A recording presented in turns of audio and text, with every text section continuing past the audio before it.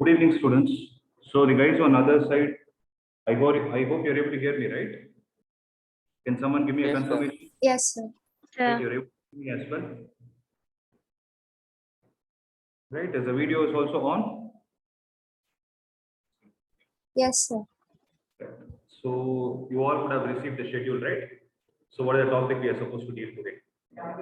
Mechanical properties of fluids. So before this, what did we see?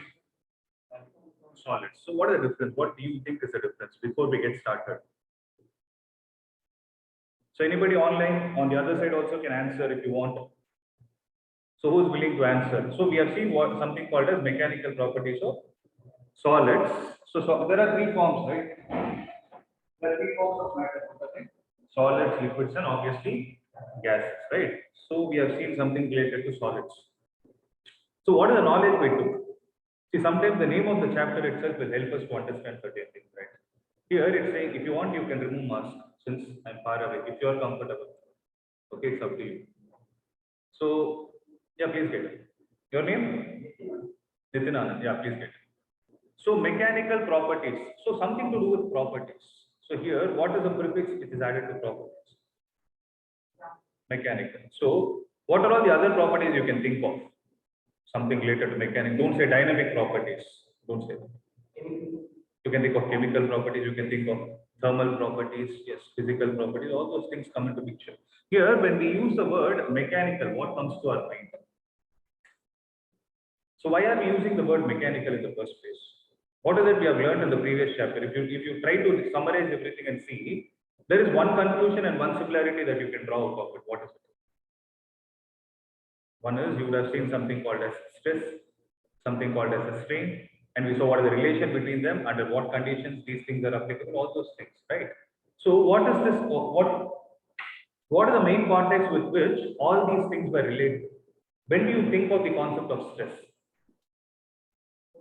When a force is applied on a given area, right? If you're able to divide those two quantities, then we call it as stress. In a similar way, when do you talk about strain?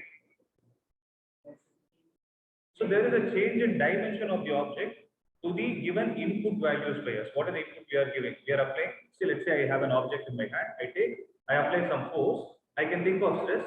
If the object shape is changing, either in terms of length, area, or volume, you call it as the object is said to get subjected to stress, right? So mechanical has something to do with force, right? But under mechanics, we know that, right? In mechanics, there are two branches again: kinematics and dynamics. So kinematics, we were concerned about motion, and dynamics also, we were concerned about motion, with a minute difference between them. What is it? Without knowing. So which one? Where did you not know the cause? Kinematics, we were never concerned about what is the cause. But in dynamics, we were concerned. But the common point between them is they both had some motion, right? In a similar way, if you come to the mechanical properties of fluid, so when we use the word cause, what is the major physical quantity which is responsible for motion in this whole world? You need force. So if an object is at rest, you need to apply force to put it into motion. What force? You need an unbalanced force, right? In a similar way, so when I talk about mechanical properties of fluids, so what are fluids in the first place? Liquids and gases, okay, they are categories, but how is a fluid defined? So if you talk about a substance which has the property to flow on its own, right? So when you do that, if you're able to create a difference in certain small parameters, like, okay, let's come to that point. You create, if you have a substance in your hand which has the capability to flow, we call it as a fluid. So basically fluids are classified into two types. What are the two types? Liquids and gases. So these two are fluids, right? So in this chapter, when I say mechanical properties of fluids, I'm more concerned about the mechanical properties of liquids. That is why some books in a mature way, we define this branch of physics as fluid dynamics. Or some books refer to it as fluid statics. Okay, you're able to understand the difference, right? Statics and dynamics. Okay, what does that comes to your mind? What is static? Something which is at rest. So if you're able to talk about the fluid which is at rest, that branch of physics we call it as fluid statics. If you're able to have the fluids you're concerned about, or you're studying about the motion of the fluid, we call it as fluid dynamics. Here you should not get confused between dynamics and kinematics. Okay, here dynamics is the counterpart of statics. But these two are majorly coming from which branch? They come from the branch of fluid mechanics. Okay. So this is the basic idea of this chapter. So what we are going to see in this chapter is like how we were concerned about force with respect to a solid. Similarly, when you talk about a fluid, fluid will not respond to force. Rather, the quantity that we try to define is pressure. Like the counterpart of force in solid, in fluids is what? Is pressure. Similarly, when you talk about a solid, what is the inertial property you talk about it? Inertial property of a solid is what? Inertial property is its mass. Mass the measure of its inertia, right? Right. So the inertial property is mass, whereas when you talk about a fluid, you cannot define, whenever you say, right, you don't define the mass of a fluid, rather you define its density. Okay, like this, you have small counterparts where we'll be doing little bit of mathematical manipulations to understand the relations. That's it. But almost, if you see, the basics are the same. Okay, so I hope you understood what we are going to study in this chapter, right? The first branch we are going to deal with is fluid statics. We will observe what will happen when fluids are at rest. Second branch is fluid dynamics. When will it happen? When they are subjected to motion, and for any fluid to move, what is the, see, for example, if I have a solid in my hand, if I want to make the solid move in the horizontal direction, that is with respect to in the rightward direction, then in which direction should I apply the force? I should apply a force, a pushing force in this direction or a pulling force in this direction. Does it mean I should not apply a force at this point? So if I apply a force in this direction, are you trying to say I should not apply any force here? I can, but I should ensure that this magnitude is lesser than the one on the other side, right? So what do you call it as? Somebody used the word already. You call it as unbalanced force. Similarly, if there is a pressure difference, I hope you understand what is pressure difference, right? You're applying a force on this area. You're applying a force on this area. There is a pressure developed here. There is a pressure developed here. If there is a pressure difference existing, the object will start moving in the direction in which there is a greater pressure. It is something similar to electric current. The charges will start moving in the direction of higher potential, right? Higher to lower potential, sorry. In a similar way, here the liquid will start moving from higher pressure to lower pressure. That's the whole idea, right? So the whole thing which I told you is in the introduction. But I have to introduce certain terms which you are going to learn. Anybody online having any doubt? Anybody on the other side? No, sir. It's clear, sir. Okay. So basically, let me read out these points. So matter is basically available in three forms: solids, liquids, and gases. Liquids and gases together are called fluids. It means that the matter which possesses the property of flowing is called as a fluid. So the same point is repeated. A substance that can flow are also called fluids. So liquids and gases are known as fluid. So why is it having that property? What are the, I will call it as inherent property that it has. Means the property it has by its own. We technically call it as intrinsic. You learn about it next year. Intrinsic is a naturally occurring property. So are you creating something? Is it a man-made thing or a naturally occurring thing? So what is the natural property that it has? In terms of molecules, the arrangements are loose enough so that the particles can move among themselves, right? So fluid is a state of matter where the molecules are randomly arranged, right? So there is something called as cohesive force. What is it? Any idea about what is this cohesive force? Sir, attractive force between the molecules. Not sure, sir. Somebody told attractive properties. Who is that? Who told attractive? Sir, Nitin Sanjit.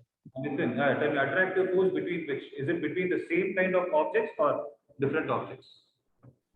So Same different. kind of Is it between? Sir, you know what a Fevicol does? So adhesive is the counterpart of cohesive. Now you tell. sir, So others. cohesive is between the same type of Same. So cohesive is attractive force is 100% right, but it is occurring between the molecules of the same material, right? Adhesive is something that occurs between two different substances. If you want to stick a paper to the wall, what do? You take paper is one material, wall is another material. The force that is existing between them is because of the Fevicol or glue, whatever you're trying to talk about. That is adhesion, right? So it is cohesive force between the molecules are weak.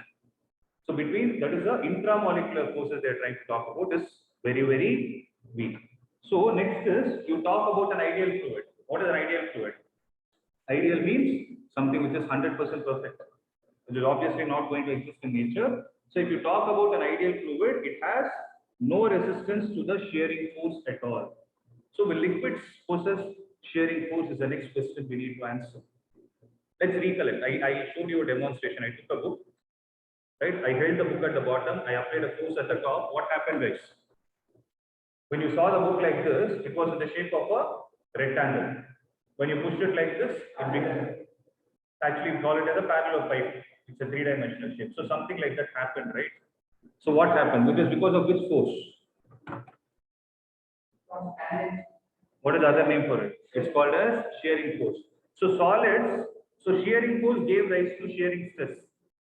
That gave rise to a concept of modulus of rigidity. But modulus of rigidity, rigid is a word which is used only for solids. Now the important question we need to answer is, this can be a one mark question also. You need to think about it.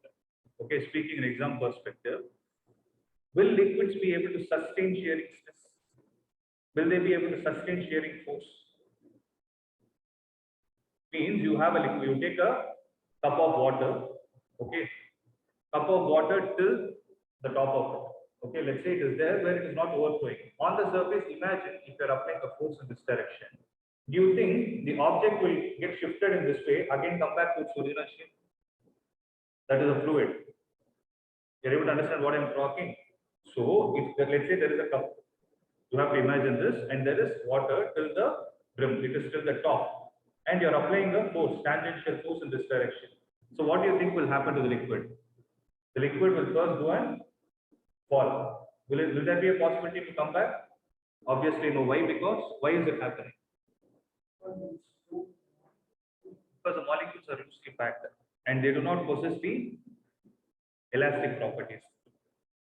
Right? That is the difference between the mechanical properties of solids and fluids. The first important point that you need to know is no fluid in this world can sustain shearing.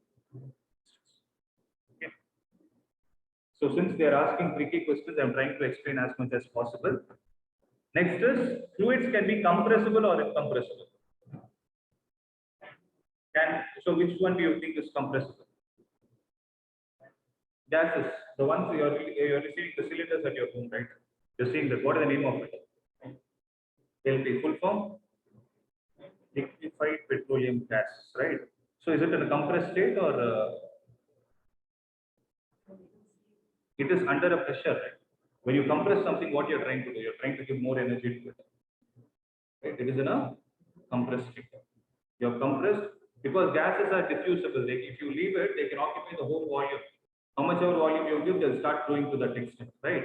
But what you have done, you have restricted its motion by compressing and putting it in a small cylinder, right? So that is why they told fluids are compressible. They didn't use the word liquids. So fluids can be compressible or incompressible. But generally, when you talk about an ideal fluid, we assume it is incompressible. That is what is there for the theoretical part. If suppose you are taking some mechanical engineering or something, there you will learn about compressible fluids also. Let's not worry about it as of now. So a compressible fluid is affected by what? So when you compress something, what are you trying to say? You are trying to restrict its volume, right? So you're affected by change in volume upon the application of external force. So an incompressible fluid, whenever you use the word incompressible fluid, what comes to your mind? Volume is fixed. When volume is fixed, what do you think will happen to density? Let's see how you are thinking. So what is density in the first place? Mass density is mass per volume, right? Let's say you have these many grams of some fluid in your hand and you're putting it in a particular volume and the volume cannot be changed. So what will happen to its density? It is going to be a constant. So in this chapter, right, we use the word incompressible fluid again and again. At that point, what is the back-end data you are supposed to remember? The density is same. That will help you to solve the problems, okay? And Sir? it's, please tell me. Sir, if the fluid is incompressible and if and then the density will remains the same now. Sir. That's what I told. So that is what I told. Then When it's you a solid now. Sir. need not be, No. need not be right because its physical properties are different, right? You're talking about a fluid which is incompressible. Okay. Means you, okay, you'll understand it slowly. Okay. Okay, sir. Got it. We breathe air and drink water. This is there. Next is the viscous force of fluid opposes the motion of ships, automobiles, aeroplanes, etc. So what is this viscous force they're trying to talk about? So basically, there are three kinds of resistive forces you learn in physics. What is it? One is air resistance. Second is friction, and the third is this viscous force we are trying to talk about. Viscous force is the force offered by liquid between its layers. Air resistance is also offered by air is also fluid, right? Then why don't we call it as viscous force? Because it is offered between air and a solid. Suppose a flight is moving or a ball is being dropped. The ball is a solid. The solid is experiencing a resistive force due to a fluid. That kind of a resistive force we call it as air resistance or drag, DRAG. Whereas when we use the word viscous force, it is occurring between the layers of the liquid, then we call it as viscous force, and the property exhibited by it is called as viscosity. That is also dealt. If you see the sheet, next week we'll be dealing about it. Okay, viscous force of fluid depends on these things. So these are the examples of importance of study of fluids. So the study of fluids is called as fluid mechanics, and fluid mechanics are basically classified into statics and dynamics. Now we are ready to get into the important concepts. So before I start any chapter, it is important for you to understand certain terminologies. So what do you mean by terminology? Some terms that are repeatedly used in the particular chapter. So first term that I'm going to explain, I hope there is no delay there, right? All right. So first is pressure. So how do you define pressure? It is the thrust acting per unit area. So what do you mean by thrust? What is the difference between thrust and force? Thrust is force which is perpendicular. We dealt about this in the previous chapter also. Where did we deal? Together, longitudinal is for solids. Volumetric stress. Volumetric stress is another name for pressure. Okay, it is a force which is perpendicular. Guys on the other side, I hope you are able to understand. Yes, sir. Yes, sir. Yeah. So pressure is this thing. So what is going to be the SI unit for it? First, we need to understand thrust is measured in Newton, area is measured in meter square. Newton per meter square together is called as Pascal. Since it's the name of a scientist, you write the first letter in caps. So PA, what is going to be the CJ unit? 9 per centimeter square. 9 per centimeter square. So how do you define this? How much is 1 dyne per centimeter square in terms of Newton per meter square? 1 dyne per centimeter square is equal to 1 dyne is how many Newton? Dyne is smaller quantity. 10 power minus 5 divided by 1 centimeter square is how many meters square? 10 power minus 4 meters square. So what will happen? 10 power minus 5. So 10 power minus 5 by it's going to be 10 power minus 1 or 1/10 of Newton per meter. So 1 Newton per meter square is 10 dyne per centimeter square. Right. So is this a scalar quantity or a vector quantity? Tensor. So how are you saying that? Okay, but first of all, where is vector coming in the picture? What, looking at which physical quantity you think there is a vector? Thrust is what is thrust and force? What is the difference? Force can be in any direction, but thrust you restricted the direction. You take which direction? You take only the perpendicular direction, right? So it is unidirectional. In that case, the thrust is treated as a scalar quantity. So scalar divided by area is again going to be a scalar. So pressure is basically a scalar quantity. Please write it.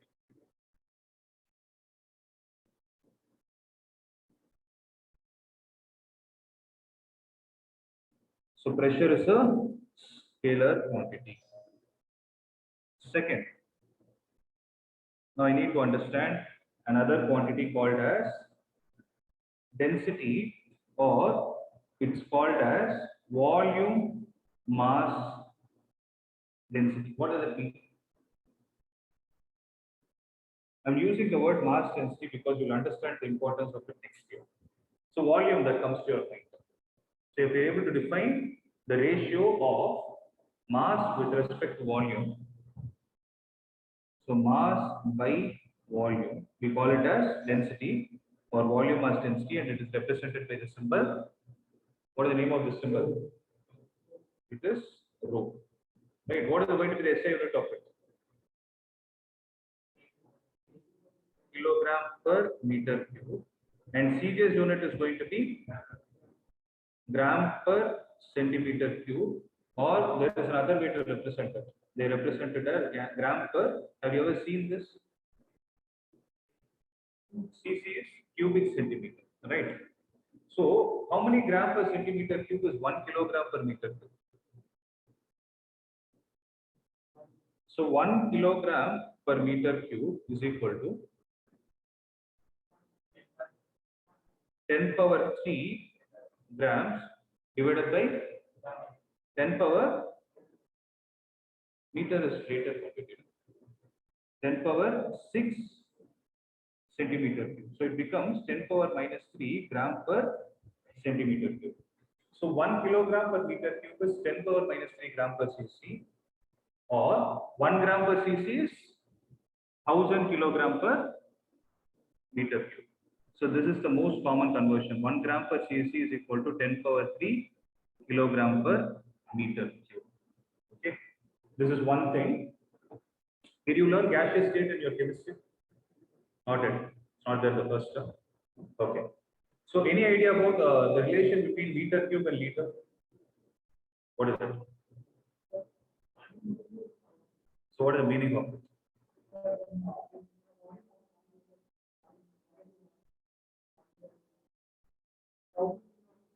Thousand liter of water or 1000 liter of petrol can also be filled. It is only right. Perfect. So this 10 power 3 kilogram per meter cube is the density of the famous substance. What is it? Water. But I want to stress on something else. Is density a temperature dependent quantity? 104. 4 is there. 1. Okay. I'll give you a hint. 104. 104 is a very high quantity. At that point, it will start boiling. It will be no more water.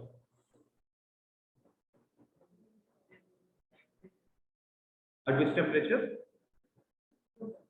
Guys, you are able to understand what I am asking? Density of water is 1000 kilogram per meter cube. At what temperature? 32 watt. It is exactly at 4 degrees Celsius. Okay, it is 4, not 104. That's 4. Okay. So there is a reason why I am telling this. Please write it down. Density of water is 1000 kilogram per meter cube at 4 degrees Celsius. Why are we specifying this 4 degrees Celsius? Let me see how your logic is working. Why is it temperature dependent? Why is density temperature dependent? Volume. Volume is? Yes, why is it? What quantity is it? Kilogram is there, meter cube is there. Yes, when volume increases, what will happen to density? Okay. So the highest temperature, yes, it's inversely proportional. What you told is right. So at 4 degrees Celsius, water is said to have the highest density possible. It has the highest density at 4 degrees Celsius, and its value is 1000 kilogram per meter cube. You need to know this fact because I'm going to define another term, which is also important for the case of solving problems. That is called as relative density. You have learned about this in your 9th grade. It has another name. Let's see how many of you remember. So relative density is also called as specific gravity.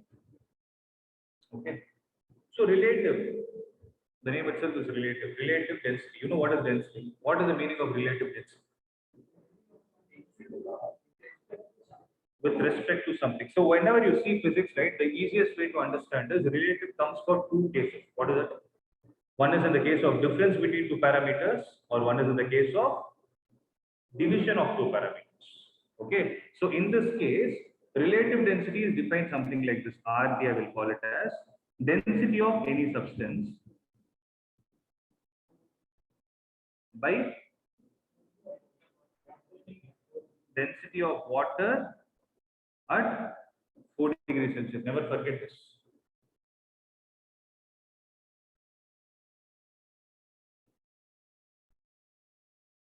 Say I'm trying to talk about pure water, not seawater or something, where it is having some impurity. Right? So what is going to be the SI unit for it? No units. So it is a dimensionless quantity. Dimensionless quantity. Right? So by knowing all these parameters, now we are going to see what happens when you apply pressure to a fluid. So pressure due to a fluid. Now, let me complete the simple points, then I'll come to this point. Okay. Now, what I'm going to do is, I'm going to define the concept of pressure difference inside a liquid column. So we need to understand this. Suppose I take a beaker. Okay. In this beaker, I have filled some water. It can be any liquid for that matter, it need not be water. Now, you're able to see the surface and you're able to see the bottom. You're able to see the surface and the bottom. Now, tell me one thing. As you keep moving along the depth, so what do you mean by depth? Depth is something which is measured from the top to bottom. Altitude is something which is measured in the reverse from the bottom to top. So as you travel in depth into this liquid, what do you think will happen to the pressure?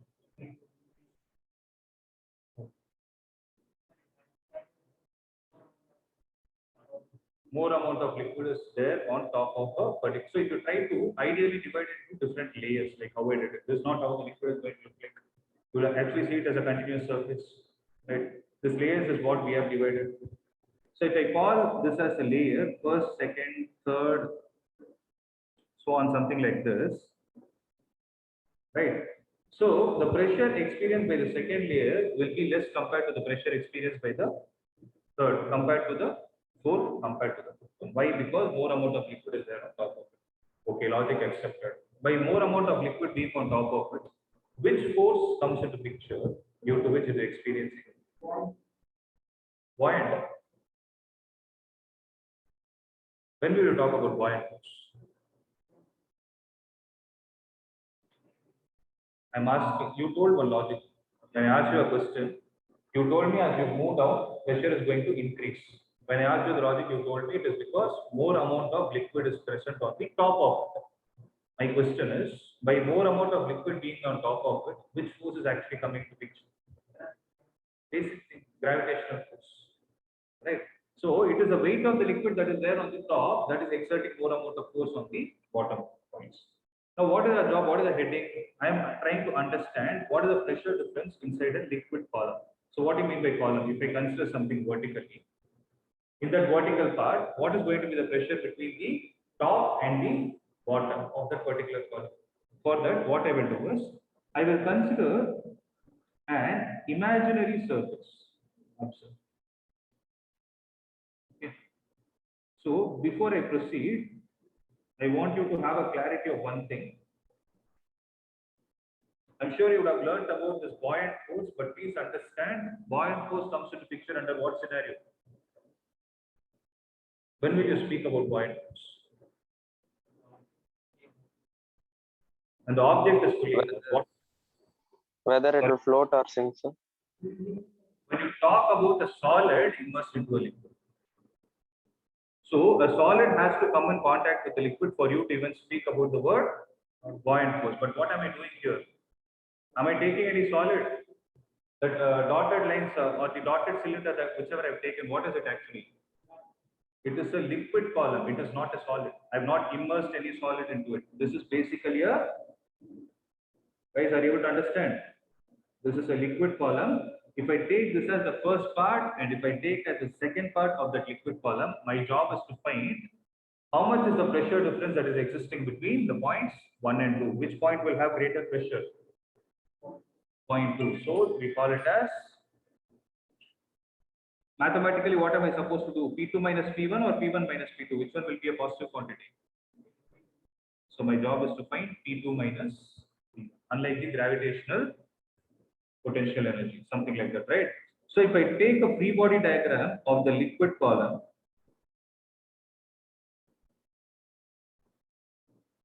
right? So there will be a force exerted by the liquid from the top, which I will call it as F1. Are you able to understand this? Is my direction right?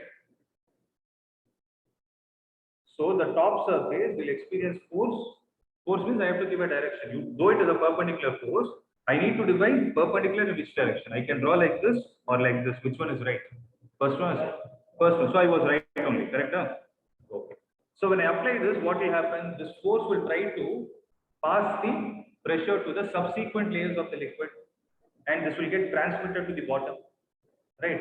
Now, what will the bottom surface do? Try to do. The bottom is this part. Sorry. What will this part try to do to the layer below it? The second surface is there. My hand is there. Let's say this is the second surface I'm trying to talk about. I'm applying a force from the top. What can you feel at your hand? Like you keep your pen like this. Okay. I can either apply a force from here or I can apply a force from here. What is happening? You can try and see. Are you able to feel some pressure here? Why is it happening? Because the force I applied here is transmitted through the particles of the surface, and the bottom part is trying to exert a force on my hand, which I'm able to sense obviously. Now, what will my hand try to do? It will up. So the bottom surface will experience a force due to the liquid below it in the upward direction. Right? Now, this portion of liquid column is there, right? This portion of liquid column will also experience or exert a force. What force is it? In that small portion that I've considered, what is present?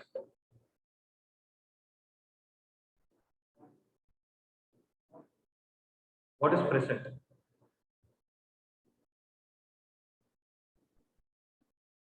Some mass is present.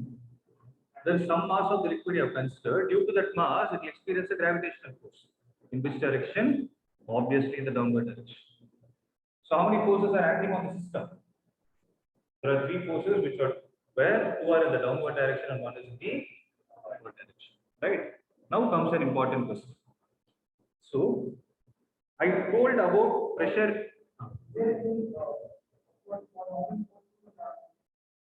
There is no normal. Like normal force will come into picture only when there is a contact between 2 solids.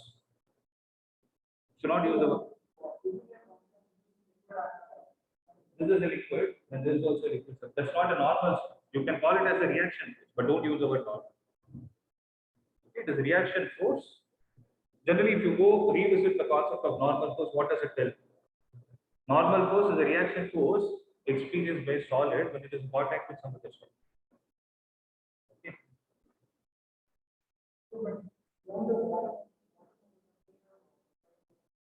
It will apply.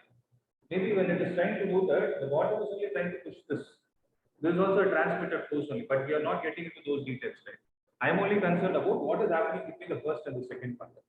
I cannot get into microscopic details of each particle. That is one thing, right? So if I take this part, this is has a particular cross-sectional area. I call it as A. So what will be the cross-sectional area of the bottom in the same context? That will also be A, right? So first question that we need to answer is forces are acting, accepted. But is the object or is this column at rest or is it in motion? Is it static or is it a dynamic one? It is static because I told about the pressure difference inside a liquid column. I should use the word at static condition. Under static condition. So, if one action. F1 is acting at the top, mg is acting at the center of gravity.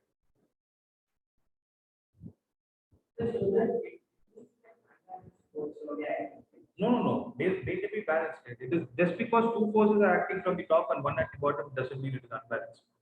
Maybe the two forces at the top is completely balanced by the one at the bottom. Right? Two members are trying to push this table, one is trying to push from the other side, but the forces can be balanced. Right? So under static condition, right, this is a very, very important one. Guys, I hope everyone is able to understand. We are dealing only with the liquid under static condition. That is the first part we are seeing. So under static condition, what will happen? F1 plus mg is equal to F2, as simple as that. So which implies F2 minus F1 is equal to mg. Simplest value. Right? But I told you, whenever you talk about a liquid, the concept of force doesn't make much sense. It is the pressure that makes more sense.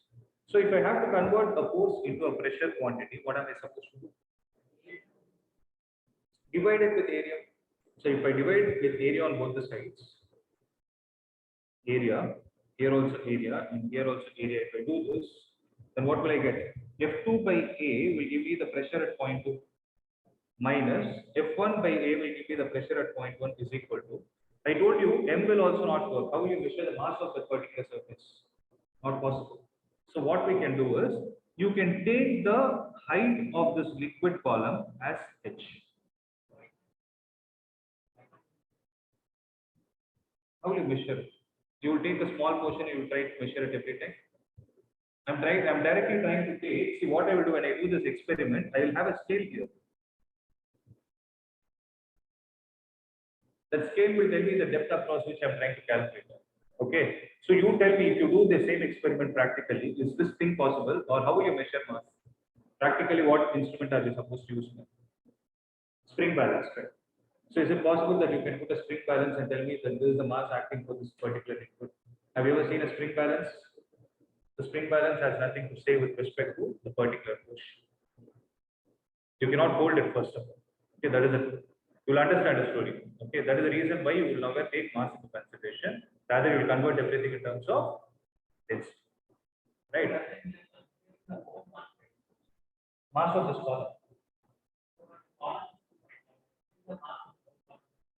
Mass of the whole column is what you are taking.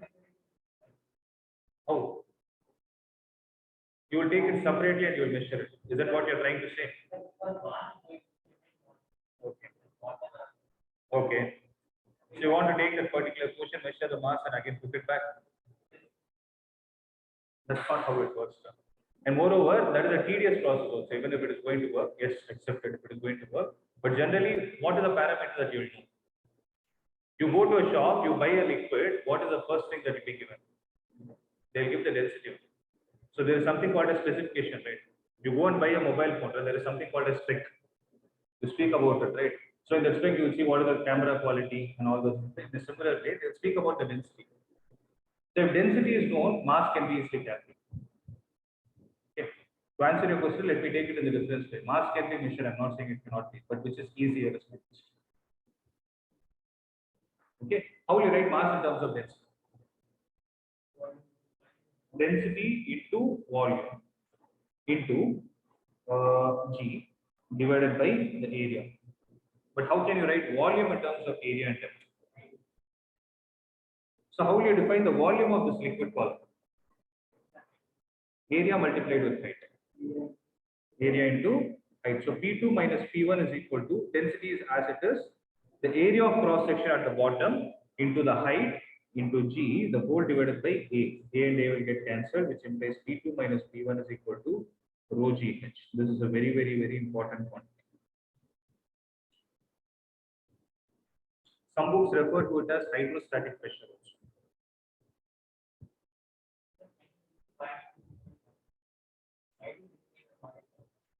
Why didn't we take a solid pulp? Yes, there is no solid. We are not concerned about a solid. We are only concerned what is happening within the liquid.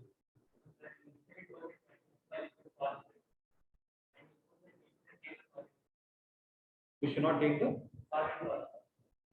Yeah, because you use the word buoyant force. That is the reason I told buoyant. You should not take solid. Okay.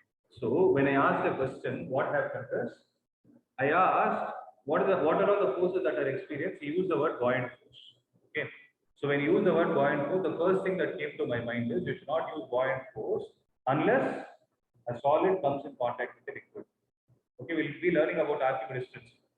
So what does Archimedes principle state? Any idea? When a solid is partially or completely immersed into a liquid. The statement itself starts with a solid. The solid is partially or completely immersed into a liquid.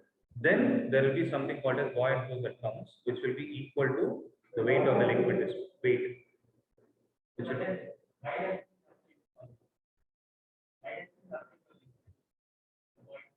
because buoyant force itself is defined when a solid comes in contact. That's how they are defined. Why isn't that? That's how it is defined. So it's called as upthrust.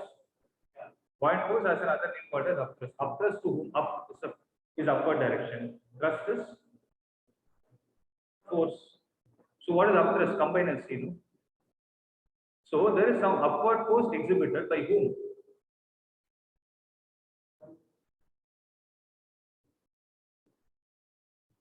There is an upward force exhibited by liquid to whichever solid is trying to enter into it.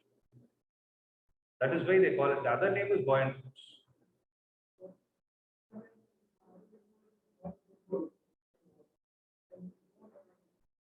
Then you don't talk about buoyant force. First of all, it depends on the difference in densities and all those things.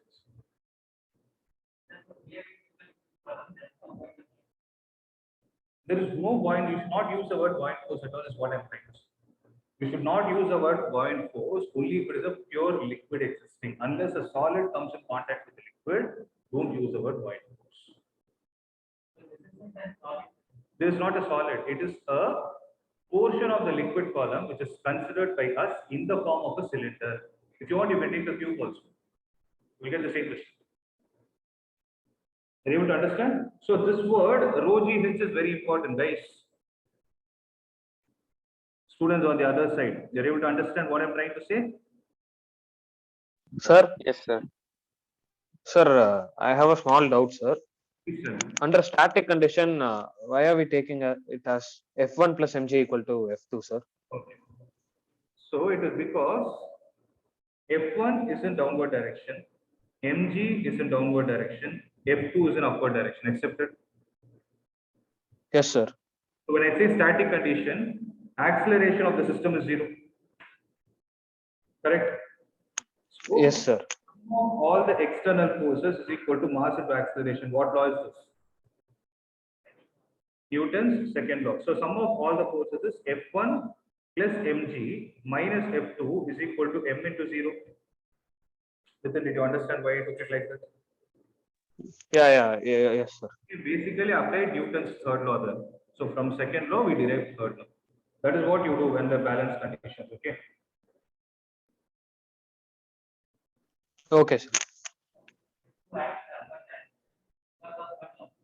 Because of the force at the bottom, because of the liquid column at the bottom. The liquid column at the bottom is trying to push the liquid at surface number 2 in the upward direction. That is, think about it. That's a reaction. Okay, you can call it third reaction offered by the liquid at the bottom. Okay. So this is the one we saw. Now we will understand this concept of variation of pressure in a static fluid. Okay, suppose let us consider a container filled with water. Now read this. Density of water can be taken uniform throughout the container. Means if you try to take any portion of the water, it is going to be a constant. Okay, that is one more reason why we do take mass into consideration. Because whether you take 1 gram of water or you take 10 grams of water, what is going to be constant? Its density, it's a property, right? So let us consider a container which is filled with water. Density can be taken to be uniform throughout the container. Let A and B be 2 points inside the water located at the same level. What does it mean? It is at the same depth from the top and the same altitude from the water, right? Let A and B be 2 points inside the water located at the same level. Consider a thin fluid element. Don't look at the cylinder and think it's a solid. You're taking a fluid element which is located between points A and B. Now tell me what will be the relation between the pressure at point A and pressure at point B. They will be the same. Why? Because just now you learned one concept. So rho GH is there, right? So what is the height difference between these two columns? 0. So the pressure at point A will be equal to the pressure at point B. They would have explained it theoretically. Let's try to understand that point also. Now let us consider Newton's law of motion to the elements. It is clear that the acceleration of the element is 0. Why? Because we use the word static fluid. Right? When that is going to be the case, from the surrounding fluid, net vertical force. When they say net vertical force, this force and this force, they should get cancelled out. When Fa is equal to Fp, you divide it with the same area of cross section, it will be this. That is why pressure at point A is equal to the pressure at point B. Okay. So this is a very important point to solve the problems also. Whenever you talk about the fluid at rest, the points which are located at the same horizontal level will have equal pressure. I want you to take a note. Guys, write it down. Whenever we talk about a solid at rest, sorry, whenever you talk about a liquid or a fluid at rest, what happens?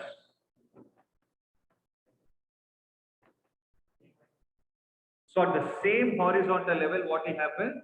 The pressures are going to be equal. The meaning of it is, even if I consider infinite number of points between them, they all will have the same value of pressure. We will be solving problems based on it. Right? Shall I move on? Shall I proceed? Yes, sir. Yeah. Now let us consider A and B on a vertical line along the column. Separation between A and B is taken to be H. Again, consider a thin water element located between A and B and apply Newton's law of motion to it. So by applying all those things, what is that you got? You get this. Tell me.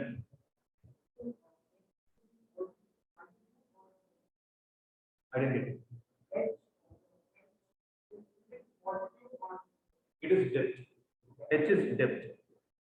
It's a good question. So, guys, I want you all to write it down that P2 minus P1, pressure at the bottom. See, actually, the better way of writing it is pressure at the bottom minus pressure at the top is equal to what? Density into acceleration due to gravity into depth.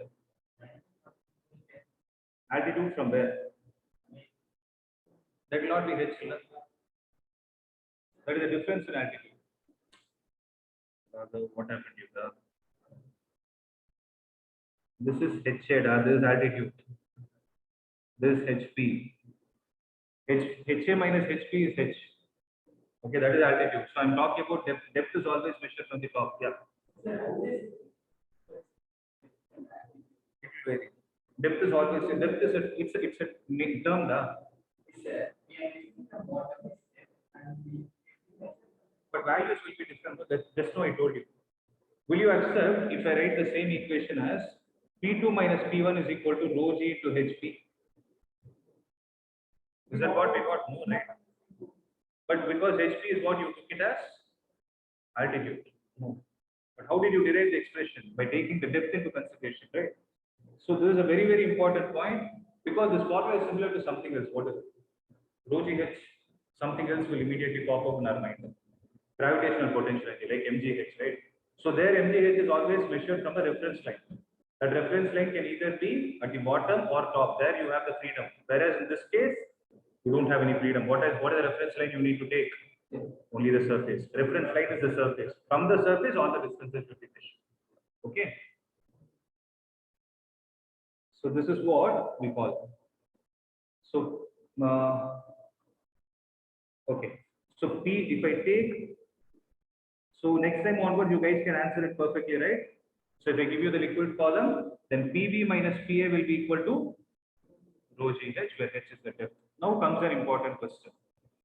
See, A and B, the points that we considered are inside the liquid column. What if one of these points is acting as is on the surface itself? What if one of the points is on the surface? It will be atmospheric pressure.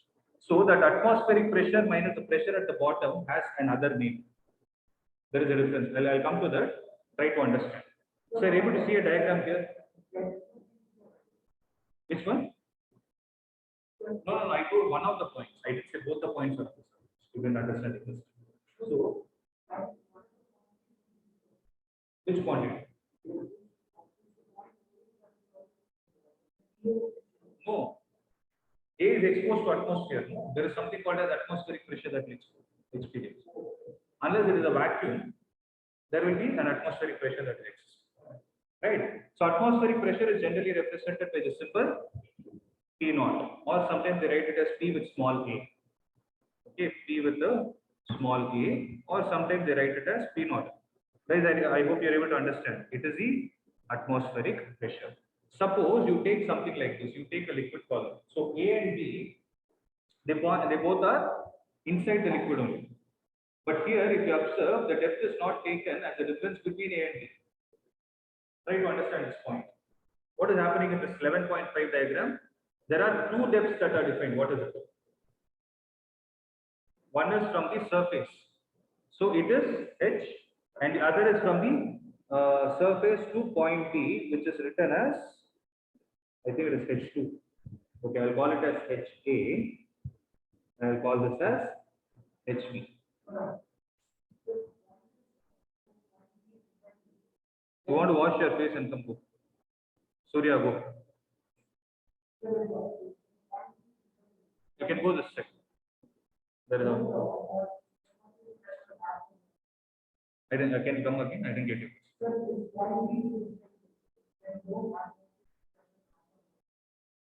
Atmospheric pressure will act, but it will transmit with a certain value also, right? Rho GH is there. Pressure at point B will be the sum of atmospheric pressure plus the pressure due to the liquid column. That is rho GH. Okay. Guys, I hope you are clear, right? So how do you write the pressure at point A as? Pressure at point A, can I write it as P naught plus rho G H into K, where H is what? Depth. Don't use the word depth of height, height and altitude. Height? You didn't use the word height, right? Okay. So PA minus P naught is equal to rho G into H. Accepted? So pressure at point A minus the atmospheric pressure is what? Rho G into H according to this mathematical equation. Right? In the previous case, what did we write? We wrote it as PB minus PA. Now what did we write? So PB and PA in the previous case, both were unknown to us. Whereas in this case, there is one known quantity. What is that known quantity? Atmospheric pressure. So when you are able to calculate that difference, right? That the pressure difference between a point inside the liquid and the atmospheric pressure is what is called as, how do you pronounce GAUG? Some people call it as gauge, or some people call it as gauge. I pronounce it as gauge. So it's called as gauge pressure. Are you able to understand what is the difference? So this can also be a 1 mark question. This has often come. So pressure between any two points inside the liquid columns where both the points we don't know the pressure is rho GH. Whereas the difference between a point and atmospheric pressure is called as gauge pressure.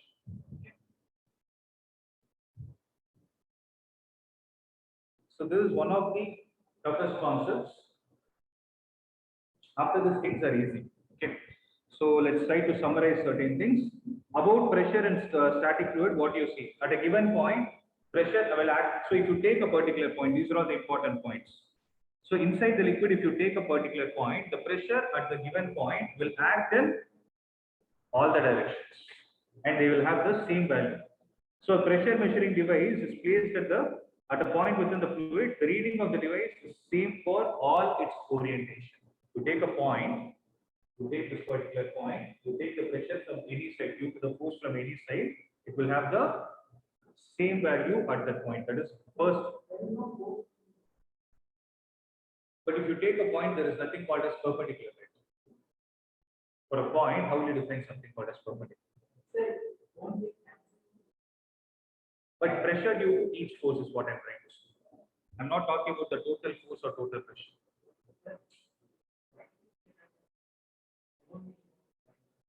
There won't be any. There will be. I never told you that.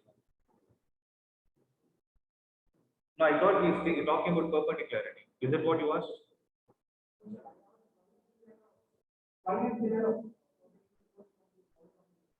It's not horizontal. It can be from any direction. It's a point. It can be from it. So if you take a particular, each point means I'm talking about one water atom or molecule. Sorry, one water molecule. If I take into consideration, that molecule will experience force from all the directions in this way. So if I take one water molecule, it will experience a force from all the directions, and they will have the same value. If you try to calculate the pressure for that, if you place a pressure measuring device at that particular point, it will show you the same value. This is what they're trying to say. Okay, this is one important point that you need to keep in consideration. Provided the liquid is at rest. If it is not, then there is a different value of pressure there, because the particle will no more be at rest. It will start moving. Second, pressure always acts normal to the fluid boundary because the static fluid cannot sustain the tangential. Except tangential is the shading force that they are trying to talk about. Third, in a uniform fluid, what do you mean by uniform fluid? Where the density of the substance is constant, depends on what? So in uniform fluid, pressure depends on the atmospheric pressure. Second, depth of the desired point below the free surface. Third, the density of the fluid, and the fourth is acceleration due to gravity, because P minus P naught is equal to rho g h. Rho is the density, g is acceleration due to gravity, and h is depth. Never forget this point.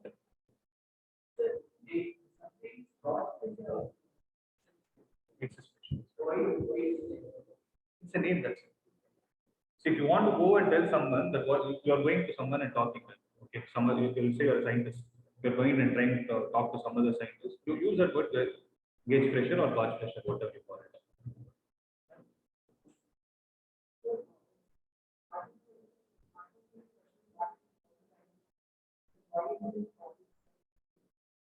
Its why is in why its density will change only when it is getting compressed. Pressure is acting on top of you and top of you. I also have an atmosphere at the top, but nothing is happening close. Think about it. The value is not sufficient enough to compress. I cannot say it like friction. The value, see, whenever a pressure is being applied, see, if this phone is there, I want to discard this phone. I consider it as an e-waste. I want to discard it. What do I do? I put it under some hydraulic machine where it will come and apply some pressure. I try to apply the pressure with my hands. I'm not able to do anything like that. If you ask me a question, is the pressure, non-zero pressure existing on this or not? My answer is this. But if you ask me a question of why I'm not able to succeed, you know the answer. Why is it so? But the one which I apply is not sufficient enough to overcome, right? Whatever is needed. Same logic.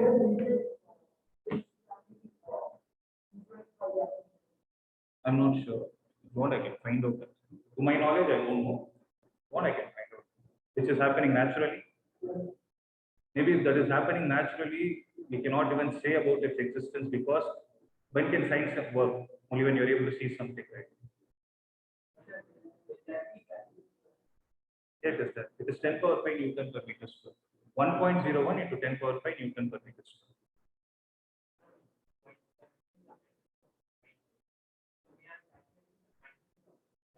You're calculating the magnitude of magnitude.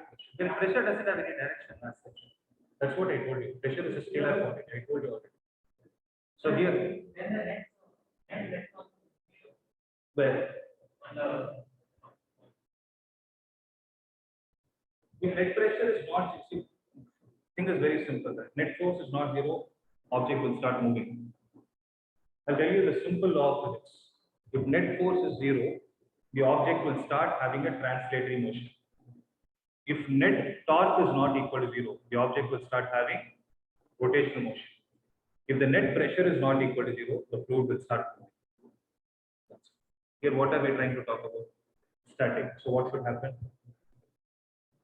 There should not be any pressure difference. First of all, you can talk about the word pressure difference only if those points are considered to be two different points. A liquid cannot, a particle cannot exert a pressure on itself. Something else should exert a pressure on it. Think about it, you will get the answer. Okay. So one last point for today, guys. There is a thing. So if you talk about the pressure, it is independent of certain things.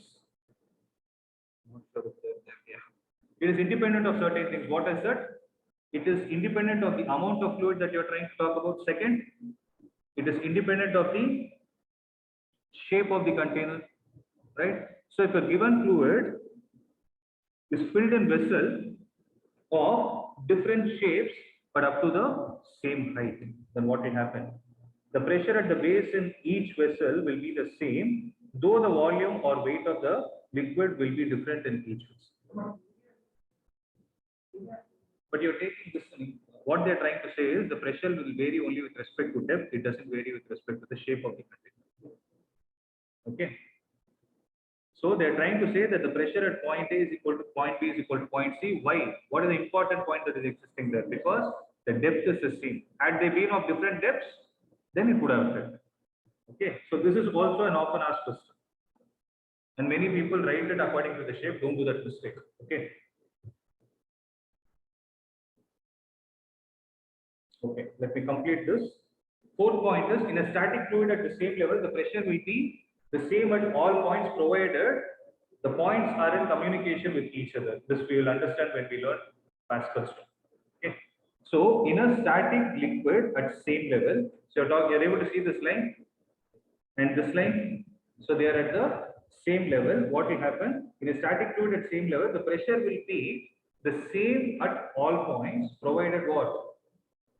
Provided the points are in communication with one another. That is why the height of the liquid is the same in the vessels of different shapes. So what will happen is, so what do you mean by communication? Contact in the sense, this liquid is there, right? This liquid should have a tendency to flow into the other column. If suppose I have a U-shaped tube like this, then what will happen is this pressure should get transmitted here. That is what they are meaning by communication. Okay, this is a very, very important point.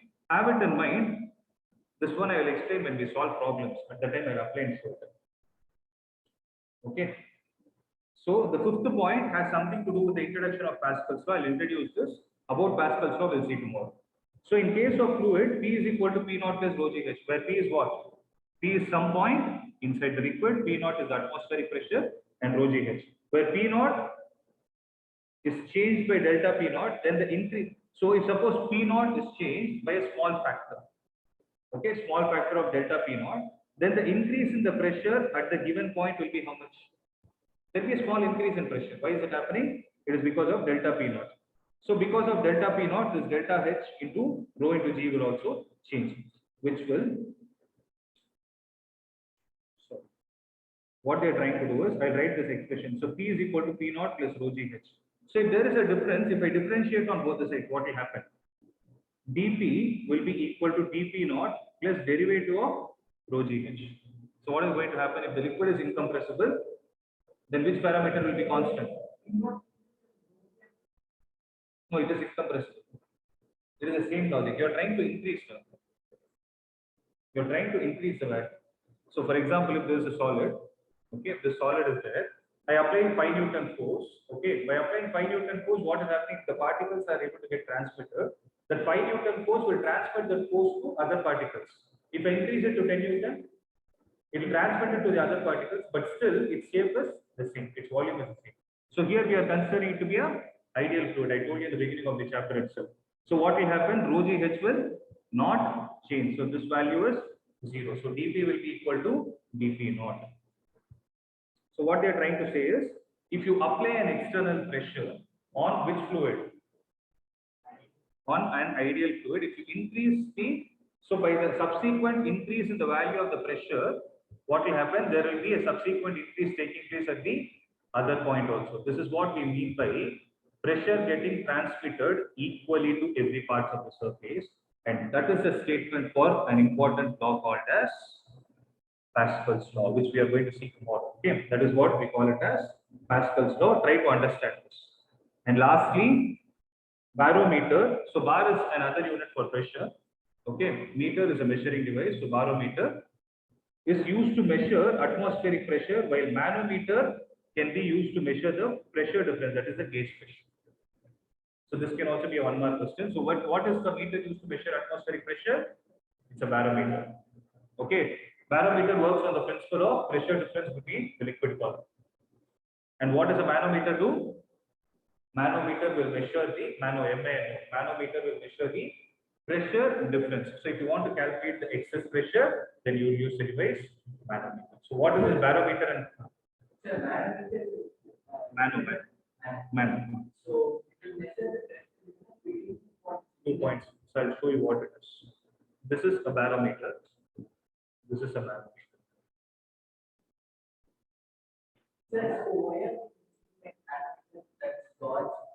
It is used if you want to measure the gauge pressure. You need a measuring device, right? That measuring device is a manometer. It can be that. So here it is exposed to atmosphere. No? The device will be designed in such a way that one side will be atmospheric pressure, one side will be pressure into the liquid column. Here it is vacuum action.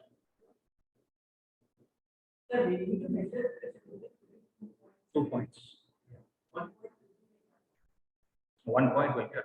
If you want to measure the excess, the gauge pressure, then you use this device called as manometer. Okay.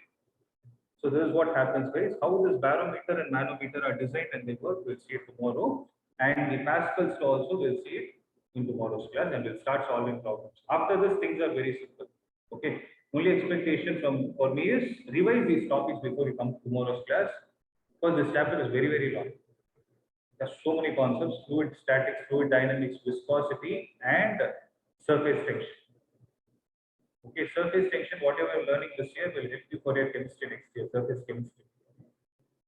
So try to concentrate so that things will become simple for you.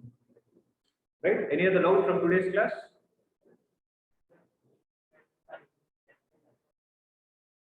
Barometer is used for atmospheric pressure. Manometer is used to measure the difference between the pressure at a particular point with respect to an atmospheric pressure. Okay, if you want exact atmospheric pressure, what we use? Barometer. If you want the pressure difference, go for a manometer.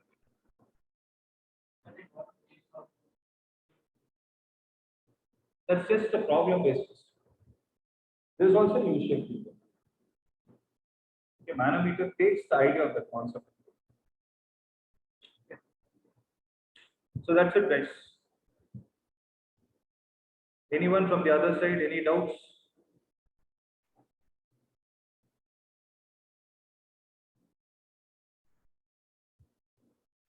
It's clear, sir. Clear? No doubt, sir. Okay. Okay, I'm not sure how many of you checked the schedule which I have shared. So tomorrow's class alone, I'm not there. I'll take it online. So tomorrow alone. From day after tomorrow, again we'll meet. Those who are coming here. Right. Others who are going to attend online, you can continue attending online. So tomorrow alone, you people don't come. And guys, on the other side, if you have any plan of coming tomorrow, don't come. Math, actually, you can come now, but I'm thinking about it because my class will get over at 5, sir will be here at 5. So it will be difficult for you. I'm not sure how comfortable, I'm not sure of the logistic issues. How far are you guys? How fast can you come here? 10 minutes, right? You come from Palitanne. Nandeshwar. 10 minutes, sir. 15 minutes. Sir. So tomorrow alone you attend from both the classes. Right. Unnecessary pressure. Yeah, you can leave this.